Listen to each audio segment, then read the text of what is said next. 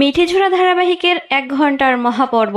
দর্শক, রায়ের বাড়িতে কারেন্ট চলে যায়, তারপর রায় মোমবাতি জ্বালায়। এই ধারাবাহিকের সকল আপডেট পেতে অবশ্যই আমাদের চ্যানেলটি সাবস্ক্রাইব করে রাখুন। দর্শক, রায়ের বাড়িতে যখন কারেন্ট চলে যায় তখন রায়ের দরজায় কেউ একজন কড়া নাড়ে। ঠিক তখনই রায় মনে মনে বলতে লাগে, এই লোডশেডিংয়ের মধ্যে আবার বাড়িতে কে আসলো। এরপর দেখা যায় রায় দরজা খুলে অনির্বাণকে দেখতে পায়।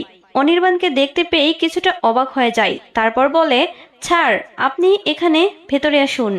এরপর অনির্বাণ রায়ের বাড়িতে ঢুকে পড়ে। তারপর অনির্বাণ রায়কে বলে ওঠে, আপনার সঙ্গে আমার কিছু ব্যক্তিগত কথা ছিল। অনির্বাণের এসব শোনার পর রায় অনির্বাণের দিকে ঘুরে তাকানো মাত্র হাত থেকে মোমবাতিটা পড়ে যেতে লাগে।